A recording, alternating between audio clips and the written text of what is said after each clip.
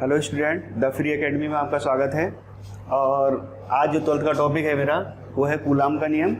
इससे पहले मैं बता दूं, इससे पहले वीडियो में मैंने आवेशों के गुण बताए थे जो कि आप लोगों ने देखे होंगे। तो आज जो है हम कूलाम के नियम की विस्तृत चर्चा करते हैं। उससे पहले हम कुछ ज़रा देखते हैं कि मैंने आपको बताया था, ये बात आप सब लोगों को पता होगी, आवेश जो थे प्रयोग के माध्यम से ये पता चल चुका था कि दो प्रकार के होते हैं, एक धनावेश होता है और दूसरा क्या होता है, ऋणावेश होता है।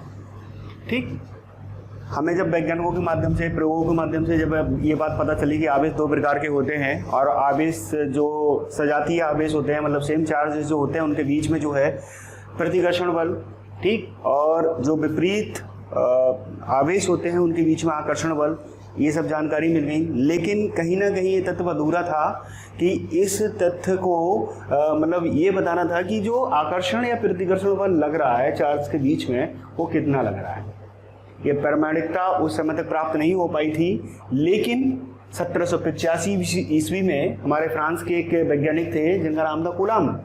इन्होंने बताया कि भाई ऐसा है कि कोई आवेशित वस्तु है, उसमें अगर दो स्थिर चार्ज हैं, बिंदु आवेश हैं, उनके बीच में जो बल लगता है आकर्षण या प्रतिकर्षण बल, वो कितना लगता है, तो उसी को ही कूलाम का नाम दिया गया। उसी नियम को, जो नियम बनाया, उसी को ही कूलाम का नाम दिया गया। अब वो नियम क्या था उसके बारे में भी हम थोड़ी बात देखते हैं। उन्होंने बताया कि बिंदु आवेश, ठीक है, बिंदु आवेशों के बीच की दूरी मान लीजिए बहुत सूक्ष्म हो, दो आवेश जिनके बीच की दूरी बहुत सूक्ष्म है, तो अगर उन पर हम वैद्युत बल ज्ञात करना चाहें या आकर्षण या प्रतिकर्षण बल उनके बीच में निकालना चाहें तो कितना होगा। इसके लिए उन्होंने बताया कि दो बिंदु आवेश जो हैं उनके परिमाणों के गुणनफल, जो लगने वाला वैद्युत बल होता है, जो लगने वाला वैद्युत बल होगा वो उनके आवेशों के परिमाणों के गुणनफल के समानुपाती होगा। पहली बात इसको ध्यान रखना है, पहली बात के लिए, कि आवेशों के परिमाणों के गुणनफल, आवेश के परिमाण कौन से हैं, Q1 और Q2, फिलहाल जो हमने यहाँ पर सपोज किए हैं, ठीक है, वो तो क्वेश्चन में जब होगा तो उस प्रकार के आपको जो दिए होंगे वो आप लगाएंगे। दूसरी बात क्या थी इनके नियम में कि इन दोनों बिंदु आवेशों को मिलाने वाली जो दूरी है, दूरी बहुत सूक्ष्म है, तो जो सूक्ष्म दूरी है उसके वर्ग के व्युत्क्रमानुपाती होगा। उन्होंने बताया कि जो लगने वाला बल है बिंदु आवेशों के बीच की दूरी के वर्ग के व्युत्क्रमानुपाती होता है। कैसे, देखिएगा, F is directly proportional to मिलाने वाली दूरी के वर्ग के व्युत्क्रमानुपाती। इसको हम अंकीय रूप में लिखें तो इस प्रकार से लिखा है, आवेशों को परिमाणों के गुणनफल, आवेशों की बात कर रहा है तो दोनों आवेशों की क्या होगी, यहाँ पर गुणा होगी। ठीक है, तो पहली बात हमारी क्या हुई, पहली शर्त कि F is directly proportional to Q1 and Q2। ठीक, दूसरी बात इनकी क्या थी कि मिलाने वाली दूरी के वर्ग के व्युत्क्रमानुपाती, तो वही क्या F जो है व्युत्क्रमानुपाती बोलो क्योंकि ये उल्टी है, इसलिए इसका व्युत्क्रमानुपाती वर्ग हो गया इसका दूरी का, इस R का क्या हुआ, वर्ग हुआ। इस वर्ग को व्युत्क्रमानुपाती जो था उन्होंने पहला दूसरा नियम बताया, मतलब दूसरी बात बताई इसके लिए, तो F is directly proportional to 1/r², इसको ऐसे भी बोल सकते हैं। दूसरी, फिर जब हम दोनों समीकरणों को जब एक साथ लिखा तो इस प्रकार से आया Q1.Q2/r², जब इन दोनों समीकरणों को एक साथ हम लिख लेंगे। अब ये क्या है, जब समानुपाती का चिन्ह हटता है तो कोई क्या कांस्टेंट आता है, ठीक, अब वो कांस्टेंट हमारा क्या है, 1/4πε0, जिसकी वैल्यू जो होती है वो क्या होती है, 9 × 10⁹ न्यूटन × मीटर² पर कूलाम स्क्वायर। ठीक है, इस वैल्यू जो होती है वो इतनी होती है, और ये वैल्यू कब होती है, जबकि हमारे दोनों पॉइंट चार्ज जो है वो निर्वात या वायु में हो, तब हमारा जो होगा वो वैल्यू जो है इसकी ये होगी। ठीक, दूसरी एक बात आती है, यदि निर्वात या वायु के अलावा हमारे जो है कोई भी परावैद्युत पदार्थ, जैसे कि बिंदु आवेशों के बीच में क्या हो, कागज हो, मोम हो, या फिर क्या हो, अभ्रक हो, तो हम उस परावैद्युत पदार्थ को प्रदर्शित करने के लिए के का प्रयोग करते हैं, और के जो है वो परावैद्युत पदार्थ की वैल्यू पर निर्भर करता है।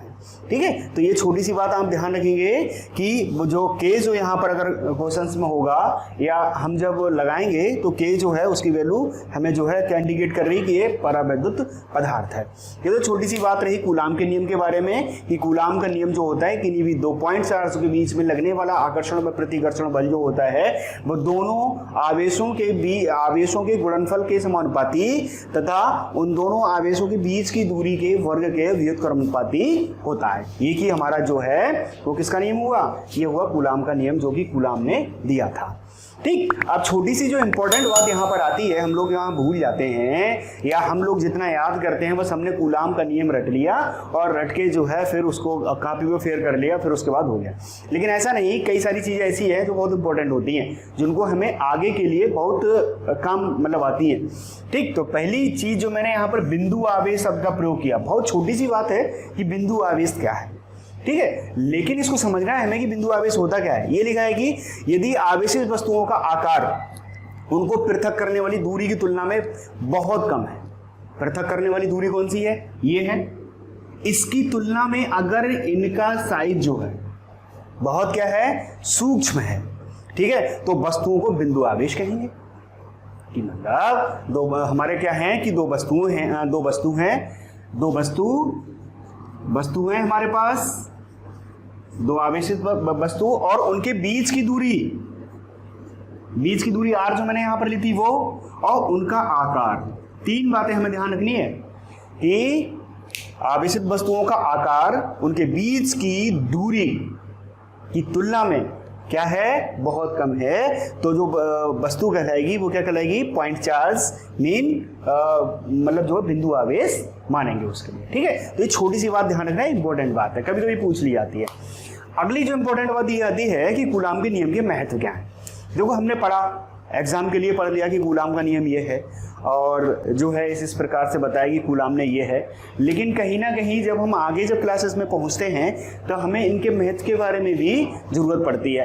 तो पहला जो इसका महत्व है, महत्व के बारे में वैसे कोई इतना खास वो मतलब नहीं, लेकिन आपको ध्यान रखना है कि इनके महत्व भी जो है वो कभी कभी पूछ ले जाते हैं, जो कि आगे क्लासेस के लिए बहुत इंपॉर्टेंट है। उन्होंने पहला महत्व इसका बताया कि ये जो बल है, जो वैद्युत बल है, कूलाम का नियम के आधार पर जो वैद्युत बल है, लगने वाला जो वैद्युत बल है, वो क्या करता है कि छोटे परास से बड़े परास तक की दूरियों के लिए भी वैलिड है। ये सत्य है कि अगर हम कूलाम का नियम जो है वो मतलब क्या करें, मतलब निकालने चाहें छोटे परास से या फिर बहुत बड़े परास की दूरी के बीच में अगर पॉइंट चार्ज हैं, अगर उनके बीच में कूलाम का नियम लगाना चाहें तो वहां के लिए भी क्या होगा, वो सत्य होगा। ठीक, और इसका महत्व क्या है कि इलेक्ट्रॉन प्रोटॉनों के बीच कार्यरत वैद्युत बल की व्याख्या भी कूलाम के नियम से ही की जाती है।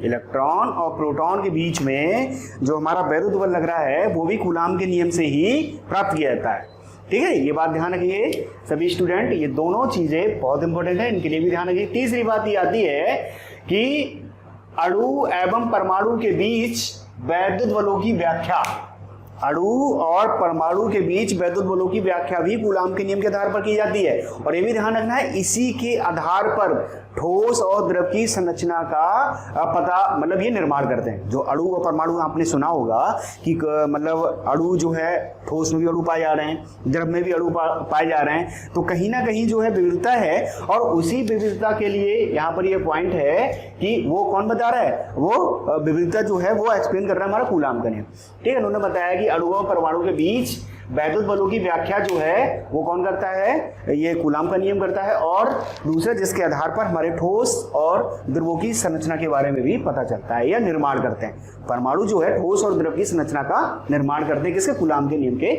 आधार पर, ठीक है, जो उन्होंने वैद्युत बलों की व्याख्या के आधार पर बताया। अगला एक जो इंपॉर्टेंट है ये है कि परमाणु भले ही नाविक, परमाणु जो है नाविकों से मिलकर बने होते हैं और नाविकों में जो है भाई क्या है कि प्रबल नाभिकीय बल काम करता है, ठीक। इस चीज़ के बारे में मतलब थोड़ा हम आगे भी पढ़ेंगे, लेकिन थोड़ा अपने मन में भी सेट कर लें कि नाविकों के बीच में प्रबल नाभिकीय बल काम करता है, तो हम ये नहीं कह सकते कि वहां पर वैद्युत बल नहीं है। अगर हम ये कहेंगे तो कहना थोड़ा सा निरर्थक रहेगा कि नाभिकीय बल के अलावा जो है वहां पर जो है वैद्युत बल भी जो है कार्यरत होता है और उसी वैद्युत बल के कारण ही भारी नाविक जो है अस्थायी होते हैं और उनमें रेडियो एक्टिविटी का गुण आता है। समझे ना सभी?